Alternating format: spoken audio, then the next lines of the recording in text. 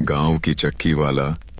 सूरज निकलने से पहले ही गांव की गलियों में एक हल्की सी ठंडक रहती थी।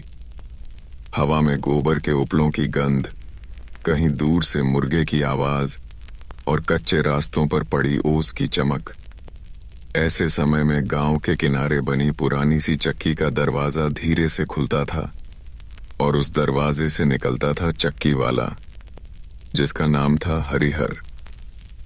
उम्र कोई 40 के आसपास, शरीर मजबूत, हाथों में हमेशा आटे की हल्की सी सफेदी और आंखों में एक अजीब सा धैर्य, जैसे उसने जिंदगी को बहुत करीब से देखा हो और अब उसे जल्दी करने की कोई जरूरत ही न हो। यह चक्की गांव के लिए सिर्फ गेहूं पीसने की जगह नहीं थी।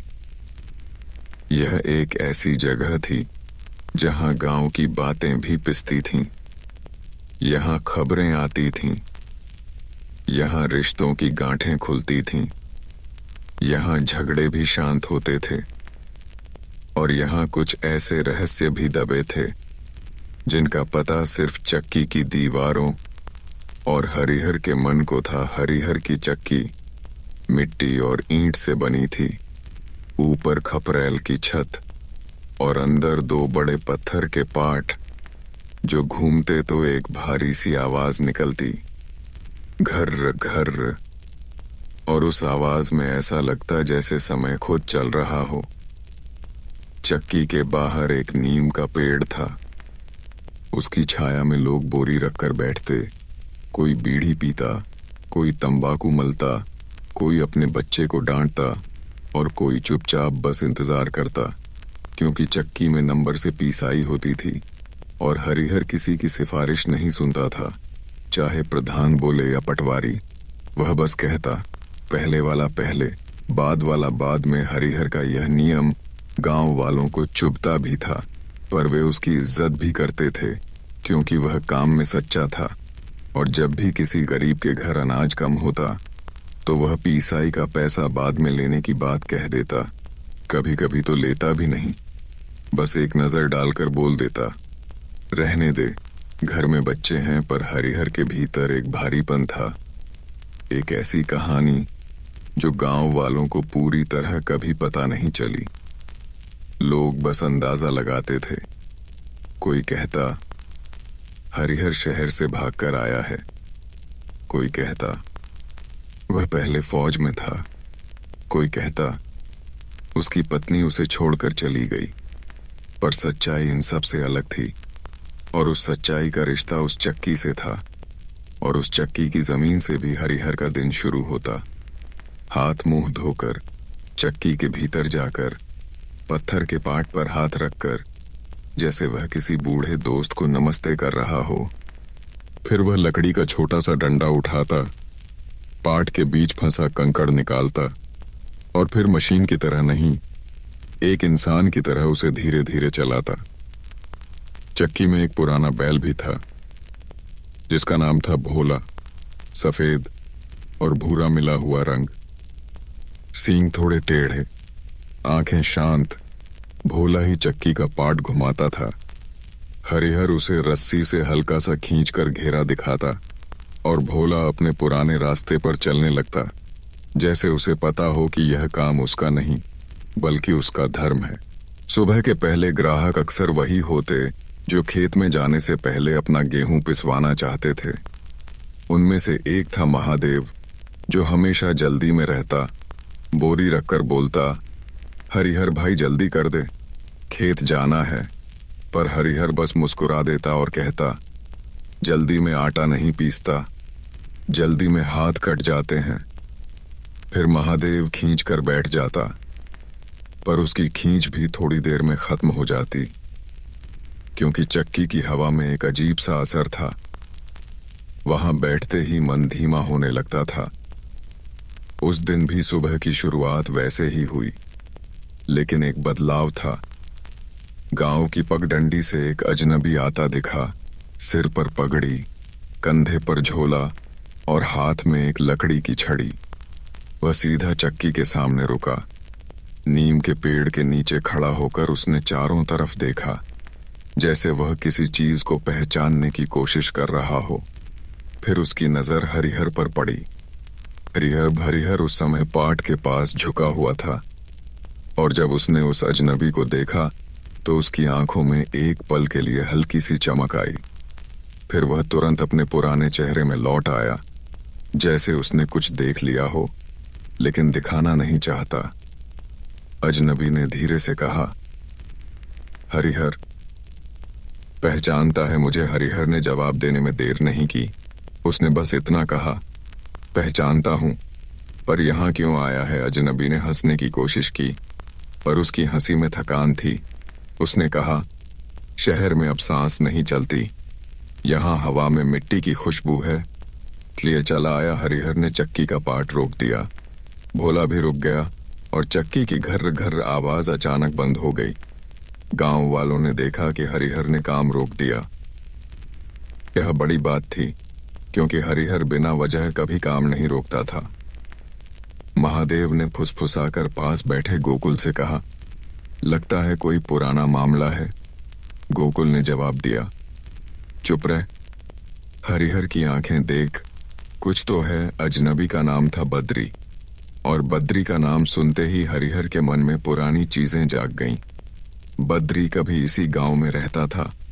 बचपन में दोनों साथ खेले थे और जवानी में दोनों साथ ही शहर गए थे, काम की तलाश में, और वहीं से दोनों की जिंदगी अलग रास्ते पर चली गई थी। हरिहर ने बद्री को नीम की छाया में बैठने का इशारा किया, फिर खुद भी वहीं आकर बैठ गया। गांव वाले कान खड़े करके सुनने लगे, पर हरिहर ने एक नजर में ही सबको शांत कर दिया। उसकी नजर में आदेश नहीं था, बस ऐसा भाव था कि यह बात सुनने की नहीं है। बद्री ने कहा, तेरी चक्की अभी भी वैसी ही है जैसे उस दिन थी। हरिहर ने धीमे से कहा, वैसी नहीं है, बस दिखती वैसी है। बद्री ने चक्की की दीवार की तरफ देखा, फिर बोला, तूने कभी सोचा था कि तू वापस आएगा? हरिहर ने कहा, मैंने कभी सोचा ही नहीं था कि मैं जिंदा बचूंगा। यह सुनते ही बद्री की आंखों में हल्की सी नमी आ गई। उसने अपनी पगड़ी ठीक की और बोला, शहर में लोग कहते हैं तू भाग गया था, पर मैं जानता हूं तू भागा नहीं था, तू बच गया था। हरिहर ने लंबी सांस ली और उसके भीतर का वह भारीपन जैसे बाहर आने लगा। उसने कहा, बद्री, जो बात बीत गई उसे फिर मत छेड़। यहां चक्की चलती है, पुरानी आग नहीं। बद्री ने कहा, पुरानी आग ही तो मुझे यहां खींच लाई। हरिहर, मुझे लगता है जो हुआ था उसका हिसाब अभी बाकी है। हरिहर का चेहरा सख्त हो गया। उसने कहा, हिसाब? किसका हिसाब? बद्री ने झोले से एक कपड़े में लिपटी चीज निकाली और उसे धीरे से खोलकर दिखाया। वह एक पुरानी तांबे की छोटी सी डिब्बी थी, जिस पर धूल जमी थी और उस पर कुछ निशान बने थे, जैसे किसी ने नाखून से खुरचकर कोई नाम लिखा हो। हरिहर की आंखें उस डिब्बी पर टिक गईं।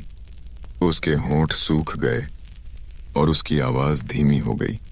उसने कहा, यह तेरे पास कैसे? बद्री ने कहा, शहर के पुराने गोदाम में, वही गोदाम जहां सब कुछ शुरू हुआ था। मैं वहां गया था और यह मुझे मिला। शायद किस्मत चाहती थी कि मैं इसे तुझे लौटाऊं। हरिहर ने डिब्बी को हाथ में नहीं लिया, बस उसे देखता रहा जैसे वह कोई जिंदा चीज हो। फिर उसने धीरे से कहा, बद्री, तू इसे यहां लेकर आया है, इसका मतलब तू मुसीबत भी लेकर आया है। बद्री ने कहा, मुसीबत तो पहले ही मेरे पीछे लगी है। मैं भागते भागते यहां पहुंचा हूं और अब मैं चाहता हूं कि तू मेरी मदद करे। हरिहर ने हंसने की कोशिश की, पर उसकी हंसी कड़वी थी। उसने कहा, मैं अब चक्की वाला हूं, मैं किसी की मदद क्या करूंगा, मैं बस गेहूं पीसता हूं।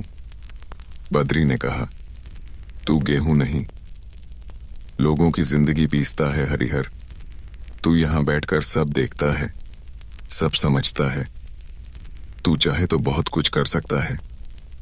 हरिहर ने नजर घुमाकर गांव की तरफ देखा, खेतों की तरफ देखा, फिर कहा, मैंने बहुत कुछ करने की कोशिश की थी बद्री, तभी तो यह हाल हुआ। बद्री ने अपने हाथ से जमीन की मिट्टी उठाई और बोला, यह मिट्टी तुझे बचा सकती है, पर यह मिट्टी तुझे दफना भी सकती है। यह तेरा गांव है और गांव में हर रास्ता एक दूसरे से जुड़ा होता है। हरिहर चुप रहा। उसके भीतर पुरानी यादें चलने लगीं। वह शहर, वह गोदाम, वह रात, वह चीखें, वह भाग दौड़, और फिर वह फैसला कि अब वह वापस लौटेगा और चक्की चलाएगा, ताकि उसका दिमाग शांत रहे, ताकि वह उन आवाजों से दूर रहे जो उसे हर रात सुनाई देती थीं। लेकिन बद्री की वापसी ने सब कुछ हिला दिया था। इतने में चक्की के बाहर एक और आदमी आया। यह आदमी गांव का नहीं था। उसकी चाल में सख्ती थी। उसके कपड़े साफ और महंगे थे और उसकी आंखें इधर उधर खोज रही थीं, जैसे वह किसी को ढूंढ रहा हो। उसने चक्की की तरफ देखा, नीम के पेड़ के नीचे बैठे बद्री और हरिहर को देखा, और फिर उसके चेहरे पर हल्की सी मुस्कान आई। वह मुस्कान ऐसी थी जिसमें दोस्ती नहीं, शिकार का मजा था। उसने धीरे से कहा, तो आखिर मिल ही गया। हरिहर ने उसकी आवाज सुनी और तुरंत खड़ा हो गया। बद्री भी चौंक गया। बद्री ने फुसफुसाकर कहा, हरिहर, यही है, यही आदमी मेरे पीछे है। आदमी ने पास आकर कहा, नमस्ते चक्की वाले, बड़ी अच्छी जगह है, बहुत शांत, पर शांत जगहों में ही सबसे ज्यादा डर छुपा होता है। हरिहर ने पूछा, तू कौन है? आदमी ने अपने कपड़ों से धूल झाड़ते हुए कहा, मैं बस एक आदमी हूं जो अपना सामान वापस लेने आया है।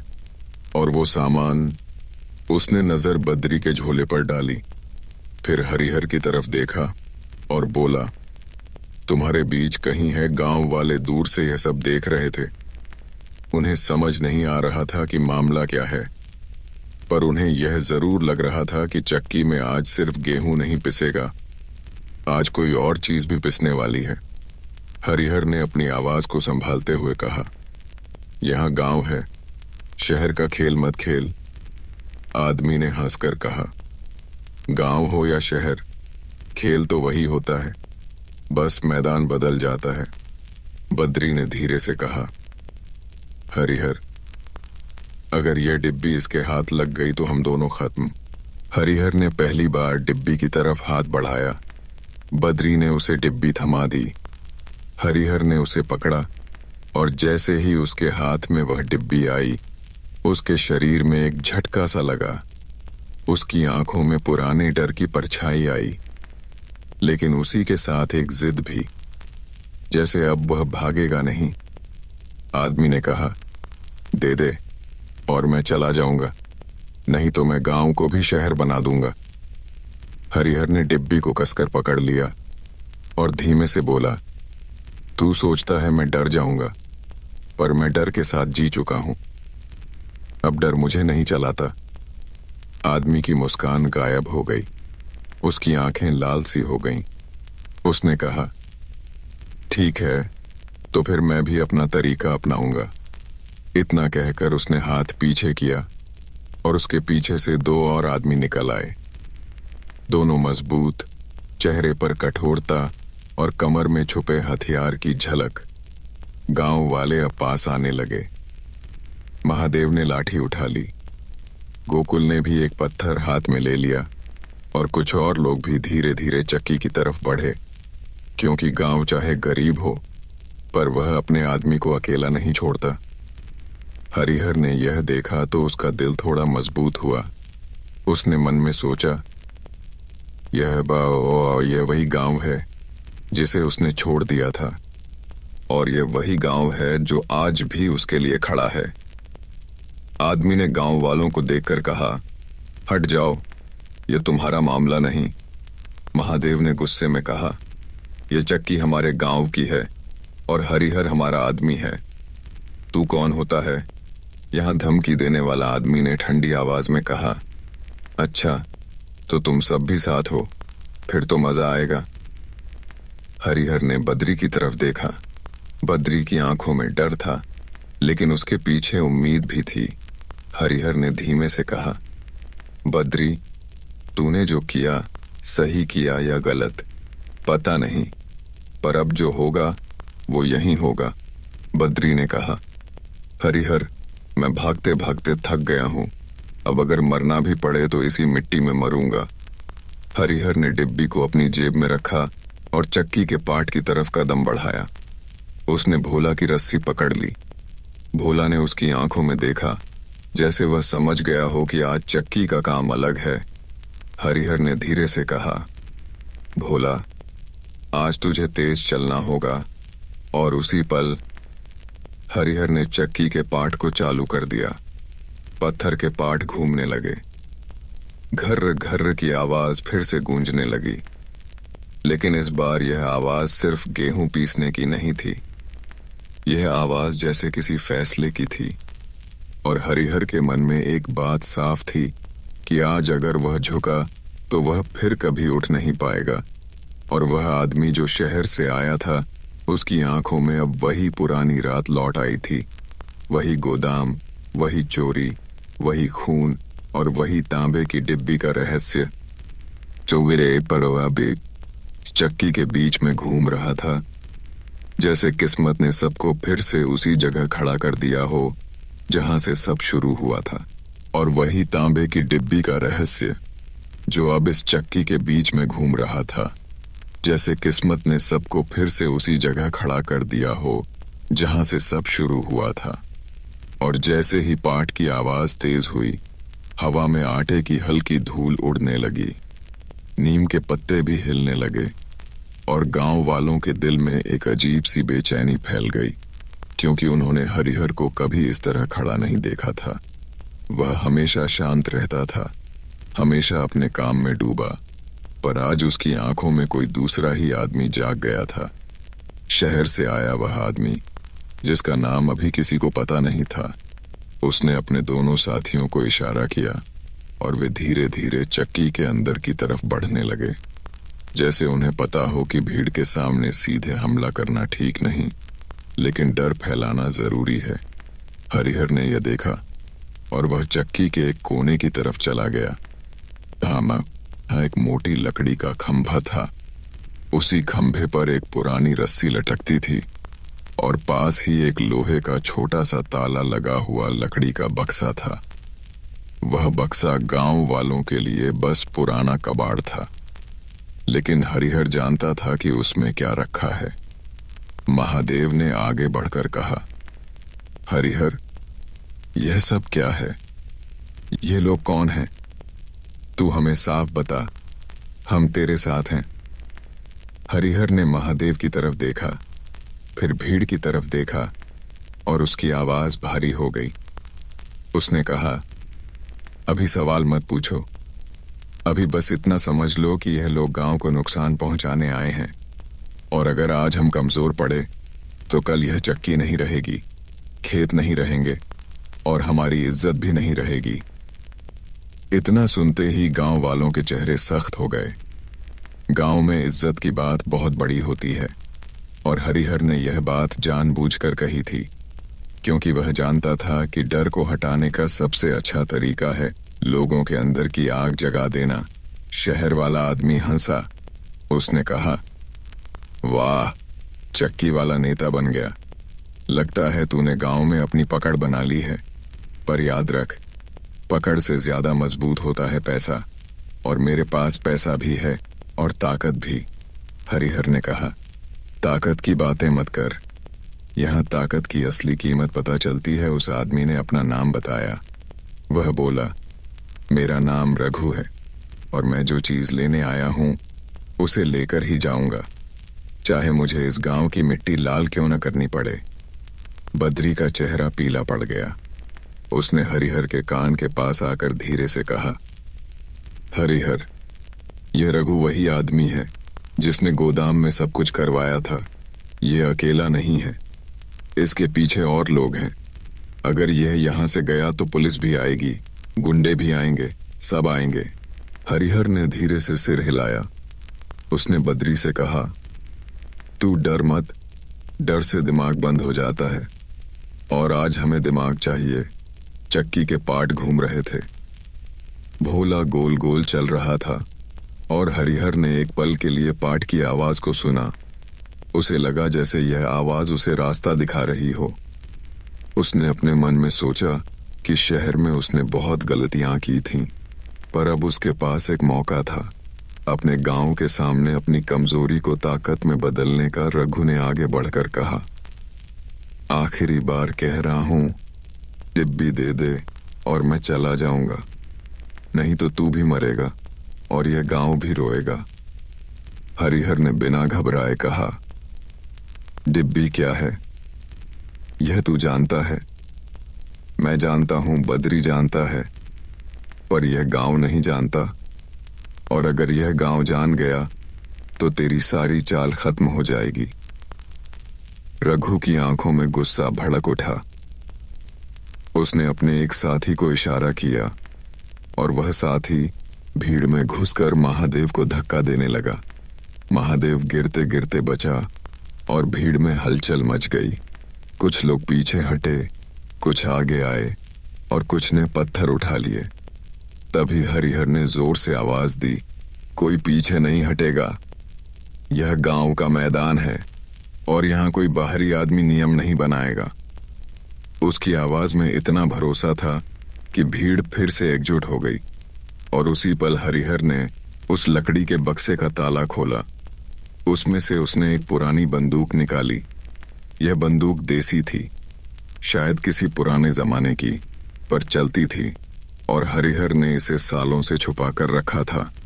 उसने बंदूक हवा में उठाई नहीं, बस अपने हाथ में पकड़ी और उसका इशारा रघु की तरफ था, जैसे वह कह रहा हो कि अब खेल बदल गया है।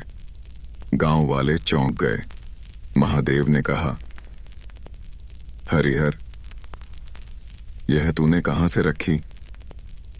हरिहर ने कहा, सवाल बाद में, अभी बस इतना समझ, यह बंदूक डराने के लिए नहीं है, यह बताने के लिए है कि मैं अब पीछे नहीं हटूंगा। रघु ने बंदूक देखी, पर वह घबराया नहीं। उसने हंसकर कहा, पुरानी बंदूक से मुझे डराएगा? तू सोचता है मैं शहर का आदमी हूं और डर जाऊंगा? मेरे पास भी चीजें हैं। इतना कहकर रघु ने अपने कोट के अंदर से पिस्तौल निकाली और उसे सीधे हरिहर की तरफ कर दिया। गांव वालों की सांस अटक गई। बद्री ने डर के मारे एक कदम पीछे किया और भोला भी अचानक रुक गया, जैसे जानवर भी खतरे की हवा को पहचान लेता है। हरिहर ने बंदूक को नीचे रखा, लेकिन उसने अपनी आंखें रघु से हटाई नहीं। उसने कहा, गोली चलाना आसान है, पर गोली के बाद जो होता है वो कोई नहीं रोक सकता। तू गोली चलाएगा तो गांव उठ खड़ा होगा और फिर तेरे लिए यहां से निकलना मुश्किल होगा। रघु ने कहा, मुझे निकलना आता है और तूने जो डिब्बी छुपाई है वो मुझे चाहिए, क्योंकि उसमें सिर्फ तांबा नहीं है, उसमें सबूत है। ऐसा सबूत जो अगर गलत हाथों में चला गया तो मेरी जिंदगी खत्म हो जाएगी। हरिहर ने कहा, सबूत? हाँ, यही सबूत तो मेरे लिए भी जरूरी है, क्योंकि उसी सबूत ने मेरी जिंदगी को चक्की तक ला दिया और आज वही सबूत मुझे फिर से उसी दलदल में खींच रहा है। इतना कहते ही हरिहर के मन में वह रात फिर से जाग गई। वह रात जब वह और बद्री शहर में काम ढूंढ रहे थे। दोनों ने सोचा था कि वे मेहनत करेंगे, पैसा कमाएंगे और फिर गांव लौटकर जमीन खरीदेंगे, पर शहर ने उन्हें मेहनत नहीं दी। शहर ने उन्हें भूख दी और भूख ने उन्हें गलत रास्ते पर धकेल दिया। उस समय वे दोनों एक गोदाम में मजदूरी करते थे। वहां अनाज के बोरे आते, तेल के ड्रम आते और कभी कभी कुछ ऐसी पेटियां भी आती जिन पर किसी कंपनी का नाम नहीं लिखा होता, बस लाल रंग की मुहर लगी होती और उन्हीं पेटियों में से एक पेटी में यह तांबे की डिब्बी थी। उस डिब्बी में कुछ कागज थे, कुछ नक्शे थे और कुछ ऐसे नाम थे जो किसी बड़े आदमी को डुबो सकते थे। बद्री ने उस डिब्बी को पहली बार देखा था और उसने हरिहर से कहा था, यह डिब्बी हमारे लिए किस्मत बन सकती है। अगर इसे सही जगह बेच दिया जाए तो हम दोनों अमीर हो सकते हैं और फिर कभी मजदूरी नहीं करनी पड़ेगी। हरिहर ने उस समय बद्री को रोका था। उसने कहा था, ये गलत है, ये चोरी है। पर बद्री ने कहा था, शहर में मेहनत करने से पेट नहीं भरता। यहां या तो तू शिकारी बन या शिकार बन। और फिर उसी रात रघु आया था गोदाम में अपने गुंडों के साथ, और उसने उन मजदूरों को धमकाया था। उसने कहा था कि जो भी उस डिब्बी के पास जाएगा उसकी लाश नाले में मिलेगी। और उसी रात किसी ने डिब्बी को छू लिया था और फिर खून बहा था। हरिहर ने वो खून देखा था। उसने पहली बार देखा था कि पैसा और ताकत इंसान को जानवर बना देते हैं। और उसी रात हरिहर ने फैसला किया था कि वो इस डिब्बी को अपने पास रखेगा ताकि रघु जैसे आदमी इसे कभी वापस न पा सके। लेकिन बद्री डर गया था, वो भाग गया था और हरिहर अकेला रह गया था। अब सालों बाद वही बद्री वापस आया था और उसी के पीछे रघु भी। रघु ने कहा, हरिहर, तू समझदार है। तूने सालों तक इसे छुपा कर रखा। इसका मतलब तू जानता है कि इसकी कीमत क्या है। अब मुझे दे दे, मैं तुझे पैसा दूंगा जितना तू सोच भी नहीं सकता। तू चक्की बेचकर हवेली बना सकता है। हरिहर ने धीमे से हंसकर कहा, हवेली, पैसा, ये सब मैंने भी एक समय सोचा था, पर फिर मैंने देखा कि पैसे के पीछे कितनी लाशें गिरती हैं और मैं अब लाशों की गिनती में नहीं पड़ना चाहता। रघु ने पिस्तौल का मुंह थोड़ा ऊपर किया और बोला, तो फिर तू मजबूर कर रहा है। इतना कहकर उसने हवा में एक गोली चला दी। गोली की आवाज गांव की हवा में गूंज गई। नीम के पत्ते हिल गए। भोला डरकर पीछे हट गया और गांव की औरतें जो दूर से देख रही थीं, वे घबरा गईं। कुछ बच्चे रोने लगे और कुछ लोग डर के मारे पीछे हटने लगे। महादेव ने गुस्से में चिल्लाकर कहा, ये हमारे गांव में गोली चला रहा है, पकड़ो इसे। भीड़ आगे बढ़ी, लेकिन रघु के दोनों साथियों ने तुरंत अपने हथियार निकाल लिए और हवा में एक दो धमाके किए।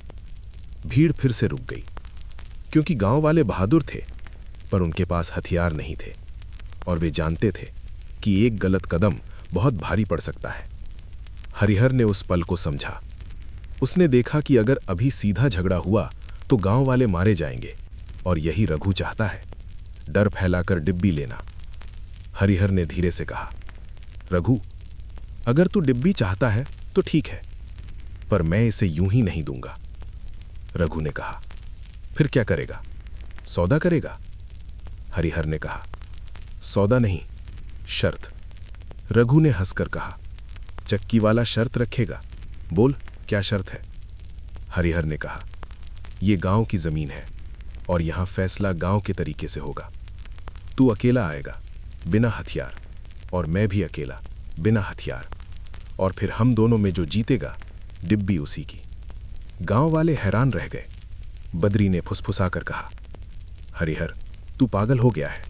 ये आदमी शेर है, ये तुझे मार देगा।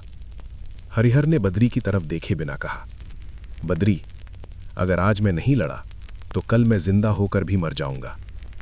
रघु ने कुछ देर सोचा, फिर उसने कहा, और अगर मैं जीत गया तो मुझे डिब्बी देगा? हरिहर ने कहा, हां, और अगर मैं जीत गया तो तू यहां से चला जाएगा और कभी वापस नहीं आएगा। रघु ने हंसकर कहा, तू जानता नहीं मैं कौन हूं, मैं वापस आ सकता हूं। हरिहर ने कहा, तू वापस आया तो गांव तुझे पहचानेगा और गांव की आंखें बहुत तेज होती हैं, फिर तू छुप नहीं पाएगा। रघु ने अपने साथियों की तरफ देखा, फिर बोला, ठीक है, मुझे तेरी शर्त मंजूर है, पर जगह और समय मैं तय करूंगा। हरिहर ने कहा, जगह यही चक्की होगी और समय अभी होगा, क्योंकि देर हुई तो डर बढ़ेगा। रघु ने कहा, अच्छा, अभी ही सही, पर याद रख, अगर तू हारा तो तेरे गांव वालों के सामने तेरी इज्जत भी जाएगी और तेरी जान भी। हरिहर ने कहा, इज्जत तो वैसे भी दांव पर लगी है, और जान? जान तो मैंने उस रात ही खो दी थी, बस शरीर चल रहा है। गांव वालों के बीच सन्नाटा छा गया। रघु ने अपने साथियों को पीछे हटने का इशारा किया और खुद आगे बढ़कर अपने पिस्तौल जमीन पर रख दी।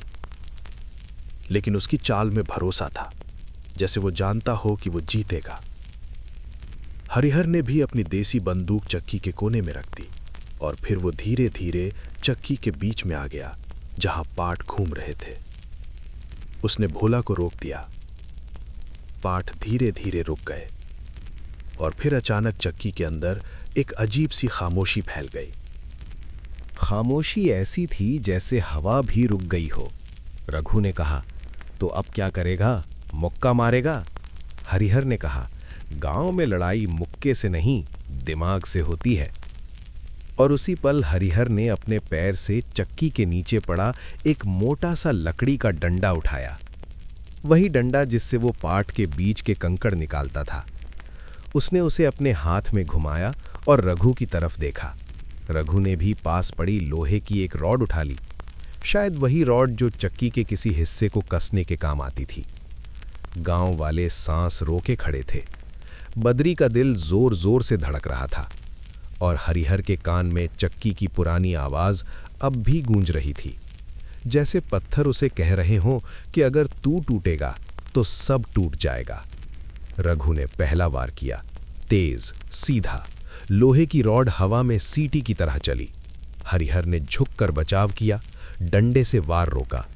लकड़ी और लोहे की टक्कर से एक तेज आवाज हुई और उसी आवाज के साथ ये साफ हो गया कि ये लड़ाई सिर्फ डिब्बी की नहीं, ये हरिहर की जिंदगी की लड़ाई है, क्योंकि अब पीछे हटने का रास्ता बंद हो चुका था और चक्की के पत्थर के बीच जैसे इतिहास फिर से जाग उठा था। उसी इतिहास की धूल में हरिहर अपने पैरों को जमाता हुआ आगे बढ़ा और उसके हाथ में लकड़ी का डंडा अब सिर्फ एक डंडा नहीं था, वो उसके अंदर की सारी जमा हुई चुप्पी का जवाब था। रघु ने दूसरा वार किया, इस बार नीचे से ऊपर की तरफ, जैसे वो हरिहर की पसलियों को तोड़ देना चाहता हो। लेकिन हरिहर ने कदम पीछे नहीं खींचा। उसने डंडे को दोनों हाथों से कसकर पकड़ा और रॉड को बीच में रोक दिया। लकड़ी कांपी, हाथ में झटका लगा, पर हरिहर ने दांत भींचकर सह लिया, क्योंकि उसे पता था कि अगर अभी वो कमजोर पड़ा तो रघु उसे खत्म कर देगा। गांव वालों में से कुछ लोग चिल्लाए, हरिहर संभल, पर हरिहर ने किसी की आवाज नहीं सुनी। उसके कान में बस अपने दिल की धड़कन थी और अपने पुराने डर की परछाई, और उसे याद आया कि वो इसी डर से भागकर गांव आया था, लेकिन आज वो भाग नहीं सकता था। रघु ने हंसते हुए कहा, बस यही ताकत है तेरी? चक्की चलाने से आदमी मजबूत नहीं होता। हरिहर ने पहली बार जवाब में कुछ कहा। उसने कहा, चक्की चलाने से हाथ मजबूत होते हैं और हाथ मजबूत हों तो दिमाग भी मजबूत हो जाता है। और फिर हरिहर ने अचानक डंडे को नीचे गिराया, जैसे उसने हथियार छोड़ दिया हो। रघु को एक पल के लिए लगा कि हरिहर डर गया है। वो आगे बढ़ा और उसी पल हरिहर ने अपने पैर से चक्की के फर्श पर पड़ा एक छोटा सा पत्थर उठाकर रघु के घुटने की तरफ फेंका। पत्थर सीधा घुटने पर लगा। रघु का पैर लड़खड़ाया और हरिहर ने तुरंत आगे बढ़कर रघु की कलाई पकड़ ली, वो कलाई जिसमें रॉड थी, और जोर से उसे मोड़ दिया। रघु ने दर्द से गाली दी, लेकिन उसने अपनी पकड़ नहीं छोड़ी।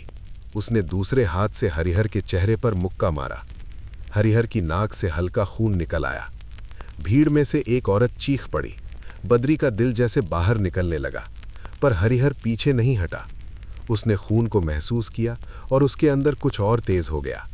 उसने रघु को धक्का दिया और उसे चक्की के पाट के पास ले गया। रघु ने पीछे हटते हुए कहा, पागल है क्या? पाट के पास क्यों ला रहा है? हरिहर ने कहा, क्योंकि यहाँ पत्थर बोलते हैं और तूने पत्थरों को कभी नहीं सुना। इतना कहकर हरिहर ने चक्की के पाट के किनारे लगे एक मोटे लोहे के हुक को पकड़ लिया और उसे जोर से खींच दिया।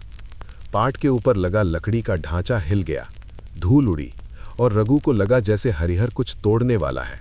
वो तुरंत आगे बढ़ा और रॉड से वार किया। ये वार हरिहर के कंधे पर लगा। हरिहर का शरीर एक तरफ झुक गया। दर्द तेज था, लेकिन उसने दांत दबाकर खुद को संभाला। गांव वाले अब बेचैन हो गए। महादेव ने आगे बढ़ने की कोशिश की, लेकिन बद्री ने उसका हाथ पकड़कर रोक लिया और कहा, नहीं, अगर अभी भीड़ घुसी तो ये लोग गोली चला देंगे और हरिहर का दांव टूट जाएगा। महादेव ने गुस्से में कहा, तो क्या हम देखते रहें? वो मर जाएगा। बद्री ने कहा, हरिहर मरने के लिए नहीं लड़ रहा, वो जीतने के लिए लड़ रहा है, बस भरोसा रख। चक्की के अंदर हवा भारी हो चुकी थी, आटे की धूल चेहरे पर चिपक रही थी और रघु की आंखों में अब मजा नहीं, गुस्सा था, क्योंकि उसे समझ आ गया था कि हरिहर साधारण आदमी नहीं है। उसके अंदर कुछ ऐसा है जो उसे बार बार उठने पर मजबूर कर रहा है। रघु ने अचानक रॉड को दोनों हाथों से पकड़कर सीधा हरिहर के सिर की तरफ वार किया। ये वार अगर लगता तो हरिहर वहीं गिर जाता, लेकिन हरिहर ने झट से नीचे झुककर अपने हाथ से रघु के पैर पकड़ लिए और जोर से खींच दिया। रघु संतुलन खो बैठा और उसकी पीठ चक्की के पत्थर के पाट से टकराई। उसकी सांस रुक गई, वो कुछ सेकंड तक हिल भी नहीं पाया। हरिहर ने मौका नहीं छोड़ा, उसने उठकर रघु के हाथ से रॉड छीन ली और उसे दूर फेंक दिया। रघु ने झट से जेब में हाथ डाला, शायद वो कोई छोटा हथियार निकालना चाहता था, लेकिन हरिहर ने उसका हाथ पकड़ लिया और उसे दीवार की तरफ धकेल दिया। रघु ने चीख कर कहा, तू मुझे मार देगा? हरिहर ने धीमे स्वर में कहा, मारना मेरा काम नहीं, पर डराना तेरा काम भी नहीं होना चाहिए था। रघु ने दांत भींचकर हरिहर के पेट में घुटना मारा। हरिहर पीछे हटा, उसकी सांस टूट गई। रघु ने उसी पल मौका देखकर हरिहर के बाल पकड़कर उसे नीचे गिराने की कोशिश की। दोनों जमीन पर गिर पड़े, मिट्टी और आटे की धूल उनके कपड़ों में भर गई। गांव वालों ने पहली बार देखा कि ये लड़ाई अब खेल नहीं रही, ये सच में खून की लड़ाई बन गई है। रघु जमीन पर बैठकर हरिहर के सीने पर चढ़ गया।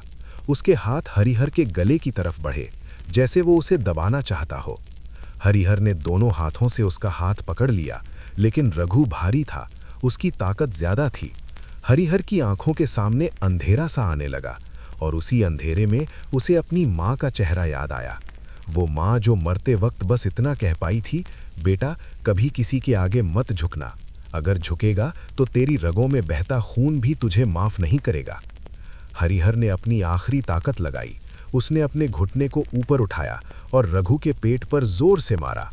रघु की पकड़ ढीली हुई। हरिहर ने तुरंत करवट ली और दोनों लुढ़कते हुए चक्की के पाट के पास पहुंच गए। रघु के हाथ ने गलती से पाट के किनारे को छू लिया।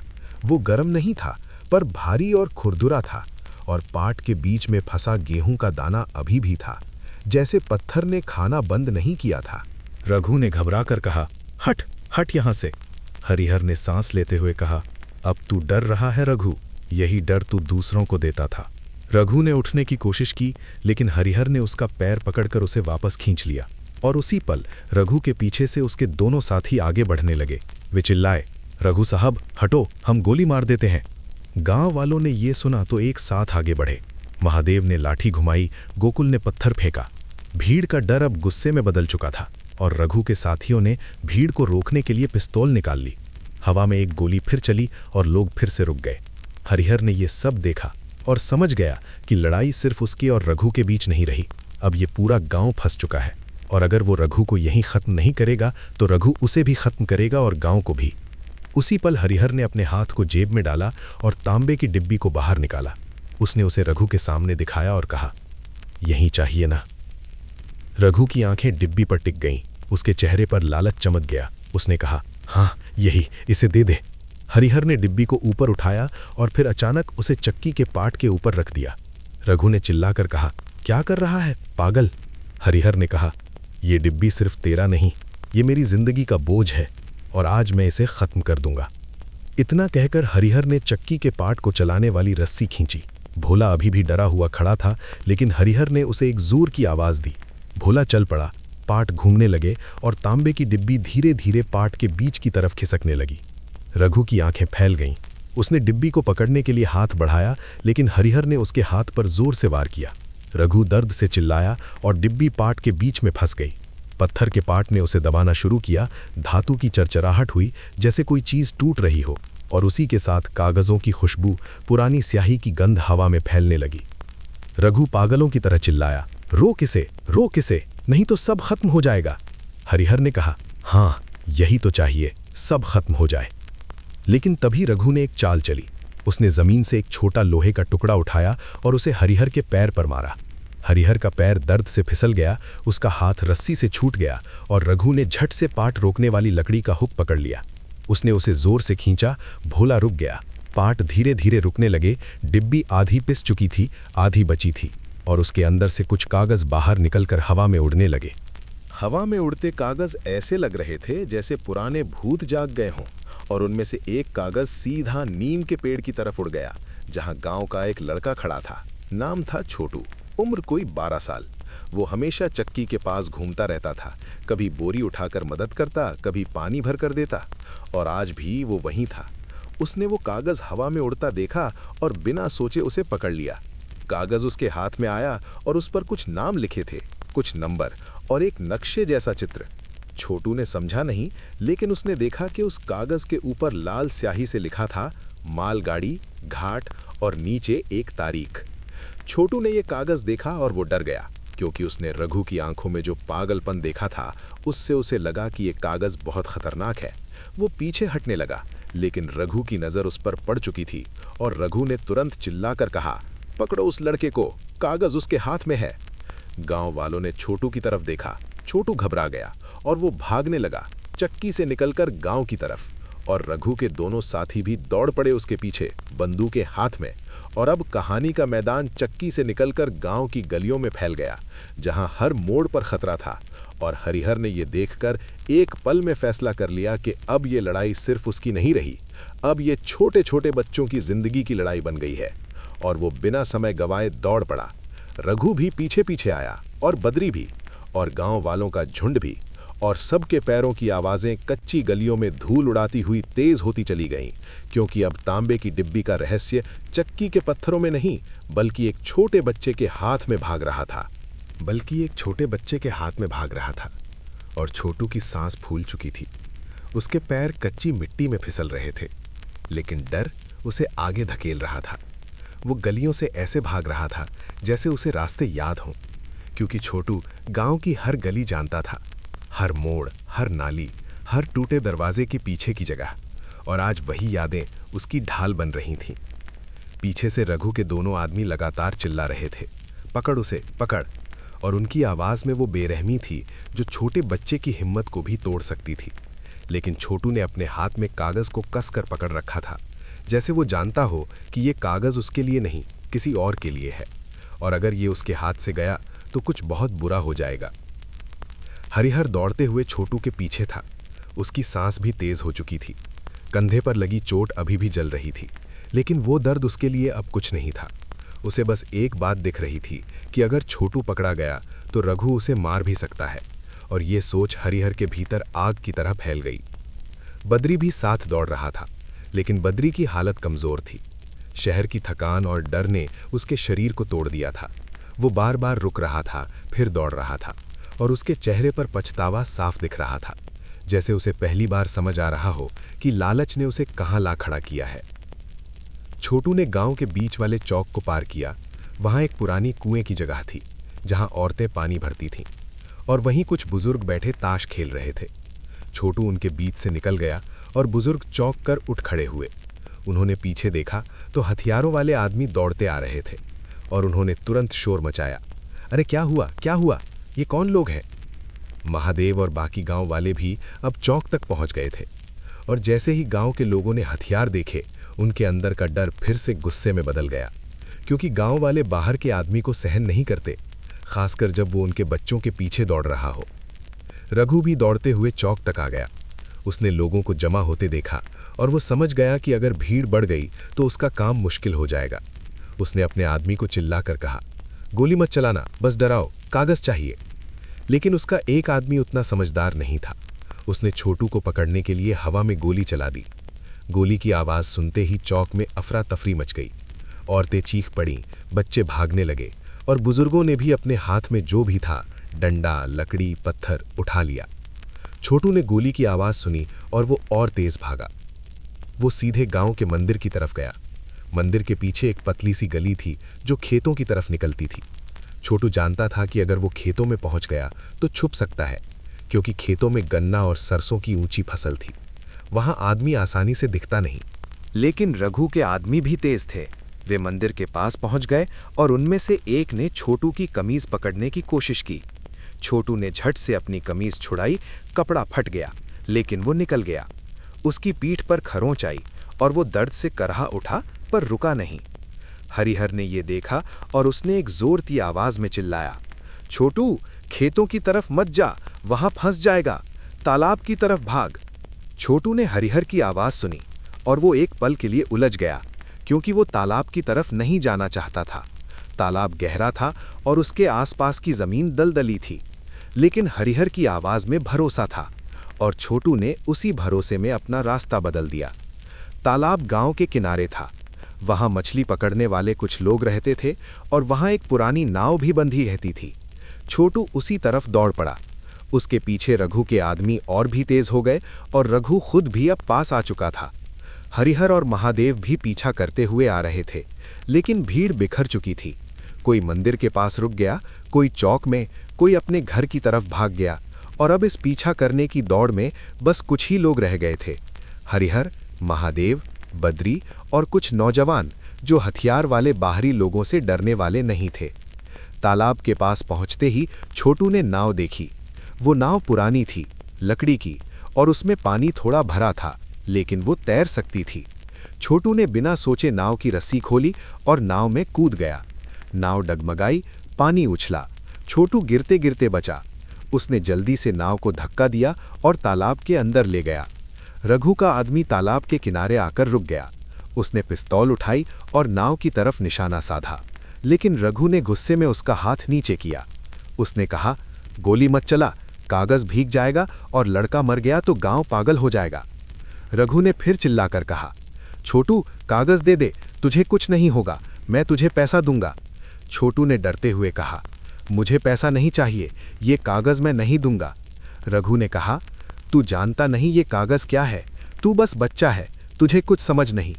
छोटू ने कहा, मुझे समझ नहीं, लेकिन हरिहर काका को समझ है, मैं इसे उन्हीं को दूंगा। हरिहर तालाब के किनारे पहुंच गया। उसकी सांस फूल रही थी। उसने देखा कि छोटू नाव में है, तालाब के बीच में, और रघु के आदमी किनारे पर खड़े हैं, हथियार हाथ में, और रघु खुद सामने।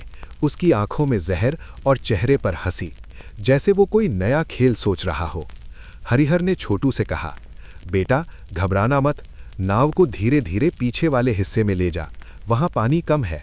छोटू ने सिर हिलाया। उसने नाव को चप्पू से नहीं, हाथ से ही पानी को धकेलकर मोड़ा, क्योंकि चप्पू वहां था नहीं, और नाव धीरे धीरे तालाब के उस हिस्से की तरफ जाने लगी जहां कमल के पत्ते थे और जहां पानी थोड़ा उथला था। रघु ने ये देखा और वो समझ गया कि अगर छोटू उस तरफ पहुंच गया तो वो निकल सकता है। उसने अपने आदमी को इशारा किया और उसका आदमी तालाब में उतर गया, पानी में घुटने तक, फिर कमर तक, और फिर वो तैरने लगा। वो छोटू की नाव की तरफ बढ़ने लगा। छोटू घबरा गया, नाव हिलने लगी, पानी अंदर आने लगा। छोटू ने कागज को अपने सिर के ऊपर उठाकर रखा ताकि वो भीगे नहीं, और वो रोने लगा, लेकिन वो फिर भी नाव छोड़कर भागा नहीं। उसकी आंखों में आंसू थे, लेकिन हाथ मजबूत था। हरिहर ने ये देखा तो वो तालाब के किनारे दौड़ा। उसने पास पड़ी एक लंबी बांस की लाठी उठाई और पानी में उतरते आदमी की तरफ फेंकी। बांस उसकी पीठ पर लगी। आदमी पानी में डूबते डूबते बचा, लेकिन वो फिर संभल गया और आगे बढ़ने लगा। रघु ने गुस्से में कहा, हरिहर, तू ज्यादा ही हीरो बन रहा है, अब मैं तेरे गांव का ये तालाब भी लाल कर दूंगा। और ये कहते ही रघु ने अपनी पिस्तौल उठाई। उसने सीधे तालाब की तरफ निशाना साधा, लेकिन इस बार वो हवा में गोली नहीं चलाने वाला था। इस बार उसका निशाना छोटू की नाव थी, और हरिहर को उसी पल समझ आ गया कि रघु अब किसी की नहीं सुनेगा। हरिहर ने एक सेकंड भी नहीं सोचा, वो तेजी से पानी में कूद पड़ा। ठंडा पानी उसके शरीर में चुभ गया, लेकिन वो तैरना जानता था। वो हाथ पैर चलाते हुए नाव की तरफ बढ़ा और उसी पल गोली चली। गोली की आवाज तालाब के ऊपर गूंजी। पानी में छपाक की आवाज आई। गोली पानी में लगी थी, नाव के पास, और पानी उछलकर छोटू के चेहरे पर पड़ा। छोटू चीख पड़ा। नाव डगमगाई और कागज उसके हाथ से फिसलकर पानी में गिरने ही वाला था, लेकिन हरिहर ने तैरते हुए उसे पकड़ लिया। उसने कागज को अपने हाथ में लिया और ऊपर उठाया, और फिर छोटू की नाव को पकड़कर उसे खींचने लगा। रघु ने दूसरी गोली चलाने के लिए पिस्तौल उठाई, लेकिन तभी महादेव और गांव के 2 नौजवान पीछे से रघु पर झपट पड़े। उन्होंने उसकी कलाई पकड़ ली, पिस्तौल ऊपर उठ गई, गोली हवा में चली गई और रघु गुस्से में चिल्लाया, छोड़ो मुझे। रघु के आदमी भी अब उलझ गए। एक आदमी पानी में था, दूसरा किनारे पर, और अब गांव वालों की संख्या बढ़ने लगी थी, क्योंकि गोली की आवाज सुनकर लोग अपने घरों से निकल आए थे। और जब उन्होंने देखा कि बाहरी आदमी उनके तालाब पर गोली चला रहा है, तो गांव की हवा बदल गई। औरतें भी आ गईं, किसी के हाथ में ईंट थी, किसी के हाथ में लकड़ी, बुजुर्ग भी आ गए, और ये भीड़ अब इतनी बड़ी हो गई कि रघु के आदमी पहली बार घबराए, क्योंकि अब उनके सामने सिर्फ हरिहर नहीं था, पूरा गांव था। हरिहर ने नाव को उथले हिस्से की तरफ खींचा। छोटू नाव से उतरकर कीचड़ में गिर पड़ा, लेकिन हरिहर ने उसे पकड़कर खड़ा किया। छोटू कांप रहा था, उसके कपड़े भीग चुके थे और वो बार बार अपने हाथ से पानी झाड़ रहा था, लेकिन उसकी आंखें कागज पर थीं, जैसे वो जानता हो कि ये कागज ही असली वजह है।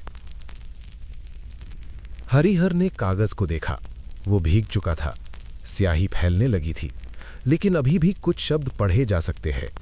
हरिहर ने जल्दी से उसे अपने कुर्ते के अंदर रखा ताकि वो और खराब ना हो। रघु ने अपने हाथ छुड़ाने की कोशिश की। उसने महादेव को धक्का दिया, फिर एक नौजवान को लात मारी और आखिरकार वो थोड़ा पीछे हट गया। उसने देखा कि भीड़ अब उसके खिलाफ है और उसे समझ आ गया कि अगर वो अभी भी गोली चलाएगा तो वो खुद भीड़ में फंस जाएगा। उसने गुस्से में कहा, हरिहर, ये कागज तुझे बचा नहीं पाएगा, ये कागज तुझे डुबो देगा, और जब तू डूबेगा तो तेरा गांव भी डूबेगा। हरिहर ने भीड़ के सामने खड़े होकर कहा, रघु, तू शहर का आदमी है, तू सोचता है लोग डर से टूट जाते हैं, पर गांव के लोग डर से टूटते नहीं, डर से जुड़ जाते हैं। रघु ने हंसने की कोशिश की, लेकिन उसकी हंसी अब कमजोर थी। उसने अपने आदमी को इशारा किया और दोनों आदमी पीछे हटने लगे, लेकिन जाते जाते रघु ने एक आखिरी नजर हरिहर पर डाली और बोला, ये खेल अभी खत्म नहीं हुआ, मैं वापस आऊंगा और तब तेरे पास छुपने की कोई जगह नहीं होगी। इतना कहकर रघु और उसके आदमी गांव की सीमा की तरफ निकल गए। उनकी चाल में अब जल्दबाजी थी, क्योंकि वे समझ चुके थे कि अगर वे यहां ज्यादा रुके तो गांव वाले उन्हें जिंदा नहीं छोड़ेंगे। जब वे चले गए तब भी तालाब के किनारे सन्नाटा नहीं आया, क्योंकि खतरा गया जरूर था, लेकिन डर और सवाल अभी भी वहीं थे। और हरिहर के हाथ में वो भीगा हुआ कागज था जो अब आधा मिट चुका था, लेकिन जो बचा था वही सबसे खतरनाक था। महादेव ने हरिहर के पास आकर कहा, अब बता हरिहर, ये सब क्या है? ये डिब्बी क्या थी? ये कागज क्या है? और ये रघु कौन है? हरिहर ने गहरी सांस ली। उसने छोटू के सिर पर हाथ रखा और फिर धीरे से कहा, आज रात चक्की में सब लोग जमा होंगे और जो भी सच है वो आज पहली बार गांव सुनेगा, क्योंकि अब छुपाने का वक्त खत्म हो गया है। और अब अगर हम सच नहीं जानेंगे तो रघु सच को हमारे खिलाफ इस्तेमाल करेगा। इसलिए आज रात चक्की की दीवारों के सामने मैं अपनी जिंदगी की वो कहानी खोलूंगा जो मैंने सालों से पत्थरों के नीचे दबा कर रखी थी। और ये बात सुनते ही गांव वालों के बीच एक भारी सा सन्नाटा फैल गया, क्योंकि हरिहर का नाम गांव में हमेशा इज्जत से लिया जाता था, लेकिन आज पहली बार वो खुद कह रहा था कि उसकी जिंदगी में ऐसा सच है जो उसने छुपाया। और जब कोई आदमी खुद अपने राज को खोलने की बात करे तो समझ लो कि खतरा सच में बड़ा है। तालाब के किनारे लोग धीरे धीरे बिखरने लगे। कोई छोटू को घर छोड़ने चला गया, कोई अपने घर की औरतों को समझाने कि डरने की जरूरत नहीं, कोई प्रधान को खबर देने कि गांव में बाहरी लोग आए थे, और कुछ लोग बस चुपचाप हरिहर की तरफ देखते रहे, जैसे वे उसके चेहरे पर कुछ पढ़ना चाहते हों। लेकिन हरिहर का चेहरा अब पत्थर जैसा हो चुका था। उसकी आंखों में सिर्फ एक सीधी सी बात थी कि अब पीछे हटना मुमकिन नहीं। बद्री वहीं किनारे पर बैठ गया। उसकी सांस अब भी तेज थी। उसने अपनी पगड़ी उतारकर माथा पोंछा और धीरे से कहा, हरिहर, मैंने सोचा नहीं था कि बात यहां तक जाएगी। हरिहर ने उसे देखा। उसकी नज़र में गुस्सा नहीं था, बस थकान थी। उसने कहा, बात तो उसी दिन यहां तक जाने वाली थी बद्री, बस हम दोनों भागते रहे। और आज भागने की जगह खत्म हो गई। महादेव ने बद्री को घूर कर कहा, तो तू ही है वो जिसने ये मुसीबत गांव में लाई? बद्री ने सिर झुका लिया और बोला, हाँ मैं ही हूं। मैंने लालच किया, मैंने डर के मारे भागा और आज मैं वापस आया। पर सच ये है कि रघु जैसे आदमी मुझे जिंदा नहीं छोड़ते। मैं जहां जाता वहां ये पीछा आता। महादेव ने गुस्से में कहा, तो तूने गांव को भी खतरे में डाल दिया। हरिहर ने हाथ उठाकर महादेव को रोक दिया। उसने कहा, अब किसी को दोष देने से कुछ नहीं होगा। अब हमें सिर्फ ये देखना है कि आगे क्या करना है। और फिर हरिहर ने गांव की तरफ कदम बढ़ाए। उसके पीछे बद्री, महादेव और कुछ भरोसेमंद लोग चले। रास्ते में लोग पूछ रहे थे, क्या हुआ, गोली किसने चलाई? और हरिहर बस इतना कह रहा था, रात को चक्की में आ जाना, सब पता चल जाएगा।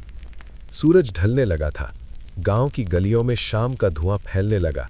चूल्हों पर रोटियां बनने लगी और हर घर में आज एक ही चर्चा थी, चक्की वाले के साथ क्या हुआ, कौन थे वो लोग और क्यों एक बच्चा तालाब में नाव लेकर भाग रहा था। हरिहर चक्की पहुंचा। चक्की के अंदर अभी भी आटे की धूल जमी थी। पाट के पास तांबे की डिब्बी के टूटे टुकड़े पड़े थे। कुछ कागजों के टुकड़े भी थे जो पाट में फंसकर आधे कट गए थे। हरिहर ने उन टुकड़ों को उठाया। उसने देखा कि डिब्बी का ढक्कन पूरी तरह पिस चुका था और अंदर का हिस्सा टेढ़ा हो गया था, लेकिन कुछ कागज बच गए थे। कुछ नाम, कुछ मुहरे और एक छोटा सा नक्शा जो आधा फट चुका था। हरिहर ने उन कागजों को सावधानी से एक कपड़े में लपेटा और फिर उन्हें उसी पुराने लकड़ी के बक्से में रख दिया जहां बंदूक रखी थी। उसने ताला लगाया और चाबी अपनी कमर में बांध ली। फिर उसने भोला को पानी पिलाया। भोला अब भी डरा हुआ था। उसकी आंखों में घबराहट थी। हरिहर ने उसके माथे पर हाथ फेरा और धीरे से कहा, भोला, आज तूने भी लड़ाई देखी, पर डर मत, अभी ये कहानी बाकी है। रात होते होते चक्की के बाहर नीम के पेड़ के नीचे लालटेनें जल गईं।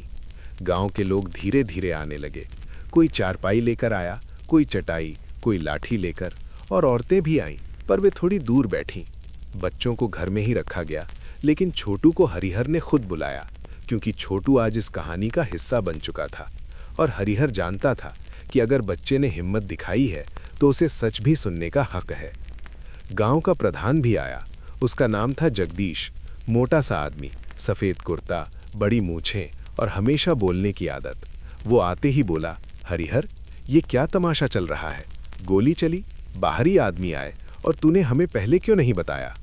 हरिहर ने प्रधान की तरफ देखा और शांत स्वर में कहा, प्रधान जी, मैं आज बताने वाला हूँ, लेकिन जो मैं बताऊंगा उसे सुनने के बाद आप भी बोलने से पहले सोचेंगे। प्रधान चुप हो गया, क्योंकि हरिहर की आवाज़ में आज अलग ही वजन था। गांव के पटवारी भी आ गए। उनका नाम था शंकर। वो हमेशा कागज़ों में उलझा रहता था। उसने आते ही पूछा, हरिहर, ये जो कागज़ छोटू के हाथ में था, उस पर क्या लिखा था? कहीं ज़मीन का मामला तो नहीं? महादेव ने उसे घूर कर कहा, पटवारी, अभी ज़मीन छोड़, यहाँ जान का मामला है। पटवारी चुप हो गया, लेकिन उसकी आंखें चमक रही थीं, क्योंकि कागज़ और नक्शा उसकी कमज़ोरी थी।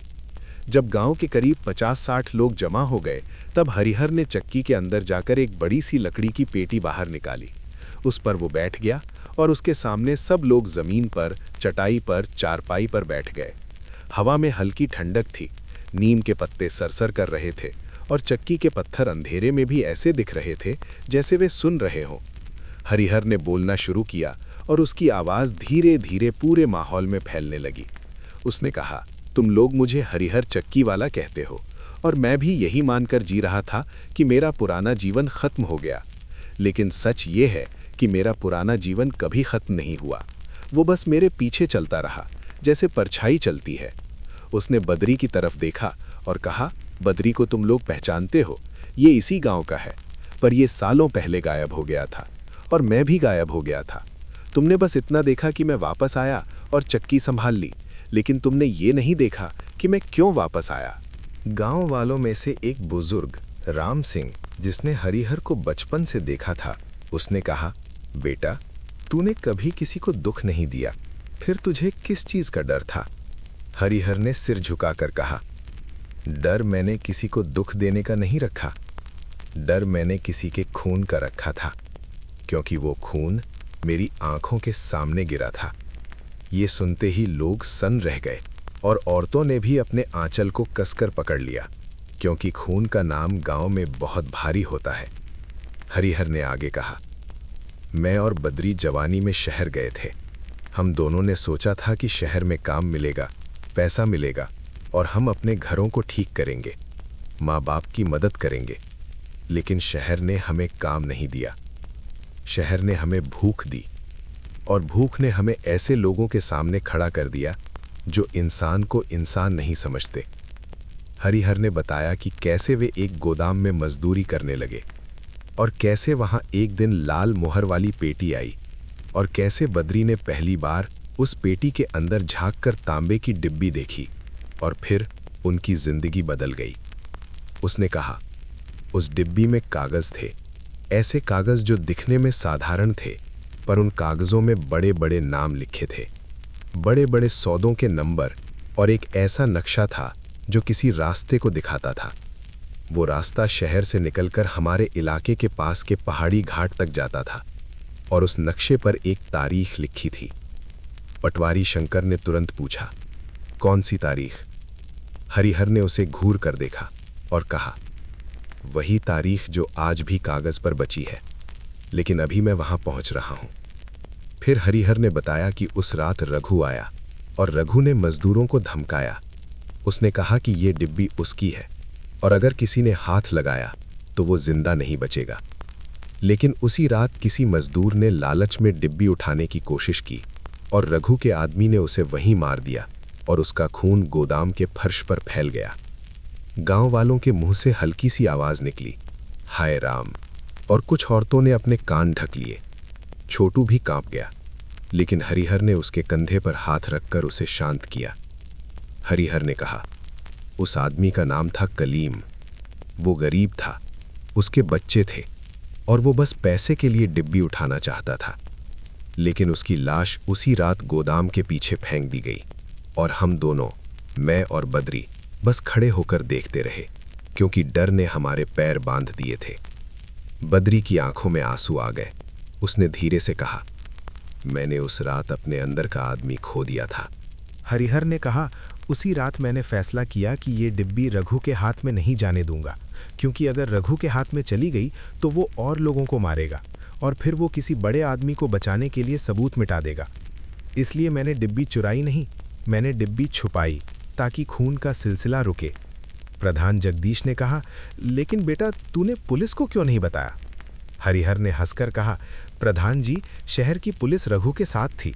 वही पुलिस उसके लिए रास्ता साफ करती थी, वही पुलिस मजदूरों को धमकाती थी, और उसी पुलिस के कारण हम दोनों गांव भाग कर आए। गांव वालों ने पहली बार महसूस किया कि शहर का खेल कितना गंदा हो सकता है। हरिहर ने आगे कहा, मैं डिब्बी लेकर भागा, बद्री डरकर अलग भाग गया। मैं अकेला गांव आया, और मैंने सोचा कि अब मैं इसे कभी किसी को नहीं दिखाऊंगा। मैंने चक्की शुरू की और दिन रात काम में लगा रहा, ताकि मेरे दिमाग में वो रात ना आए। लेकिन वो रात फिर भी आती रही। उसने अपनी नाक पर लगी चोट को छुआ और कहा, आज भी वो रात मेरे अंदर है। महादेव ने पूछा, पर रघु को अब इतने साल बाद ये डिब्बी क्यों चाहिए? हरिहर ने कहा, क्योंकि उस डिब्बी में सिर्फ पुराने नाम नहीं, बल्कि एक नया रास्ता भी था, और वो रास्ता आज फिर खुलने वाला है। ये सुनते ही लोग और भी चौंक गए। पटवारी की आंखें और तेज हो गईं। प्रधान ने आगे झुककर पूछा, क्या मतलब? हरिहर ने धीरे से कहा, आज जो कागज छोटू के हाथ में आया, उस पर जो शब्द लिखे थे, उनमें एक था मालगाड़ी, और दूसरा था घाट, और तीसरा था तारीख, और ये वही शब्द हैं जो उस पुराने नक्शे पर भी थे। अब गांव वालों को लगने लगा कि ये कोई बड़ा मामला है, सिर्फ चोरी या गुंडागर्दी का नहीं, बल्कि किसी बड़े खेल का। हरिहर ने कहा, रघु और उसके जैसे लोग अनाज की पेटियों में सिर्फ अनाज नहीं भेजते, वे कुछ और भी भेजते हैं, ऐसा सामान जो किसी को नहीं दिखना चाहिए, और वो सामान पहाड़ी घाट के रास्ते से आगे जाता है। और जो लोग उस सामान को रोक सकते हैं, वे वही लोग हैं जिनके नाम इन कागज़ों में लिखे हैं। राम सिंह बुजुर्ग ने कहा, तो इसका हमारे गांव से क्या लेना देना? हरिहर ने गहरी सांस ली और कहा, क्योंकि नक्शे का रास्ता हमारे गांव के पास से होकर जाता है, और जिस घाट का नाम लिखा है वो घाट हमारे जंगल के पीछे है, और अगर रघु का काम फिर से शुरू हुआ तो हमारे गांव की ज़मीन पर उसके आदमी आएंगे, हमारी पगडंडियों पर रात में गाड़ियां चलेंगी, हमारे तालाब के पास छुपकर सामान रखा जाएगा और फिर जो भी देखेगा वो जिंदा नहीं रहेगा। ये सुनते ही औरतों के चेहरे सफ़ेद पड़ गए। कुछ लोग गुस्से में बोले, ऐसा कैसे होने देंगे? हरिहर ने कहा, इसलिए मैंने कहा था कि अब छुपाने का वक्त ख़त्म हो गया है, क्योंकि रघु सिर्फ डिब्बी नहीं चाहता, वो चाहता है कि कोई भी सबूत न बचे, और अगर सबूत नहीं बचेगा तो उसका रास्ता साफ हो जाएगा। बद्री ने बीच में कहा, और वो मुझे मारने आया था, क्योंकि मैंने शहर में उसके खिलाफ कुछ सुन लिया था।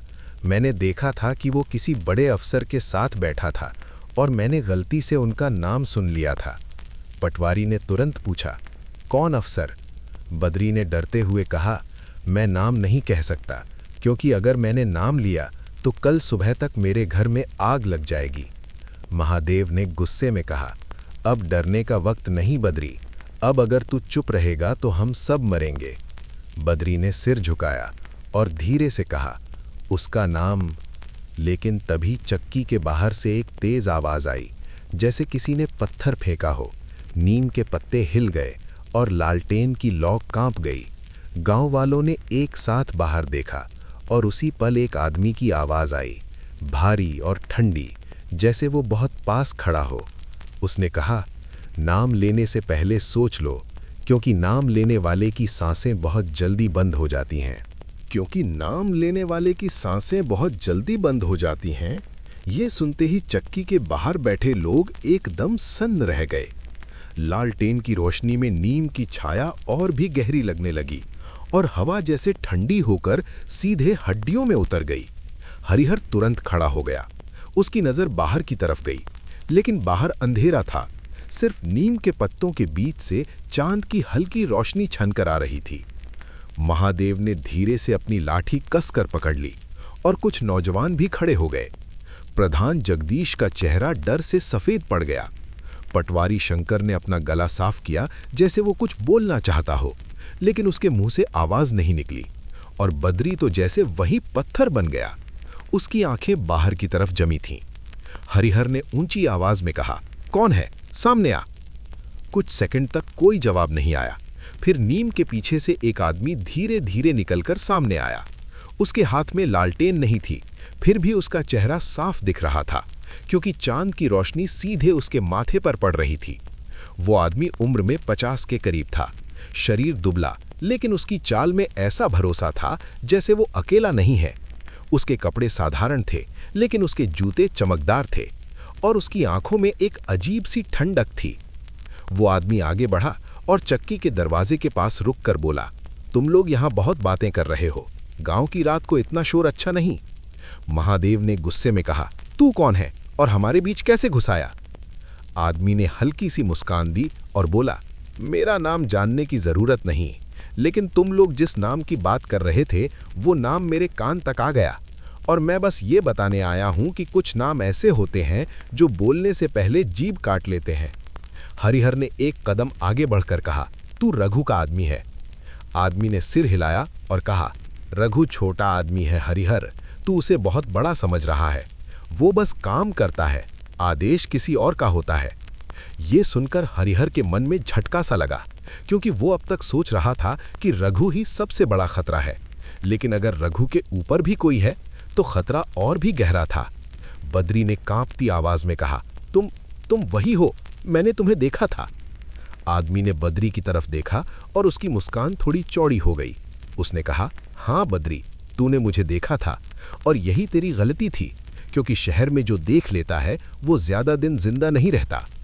गांव वालों के बीच खुसुर फुसुर शुरू हो गई।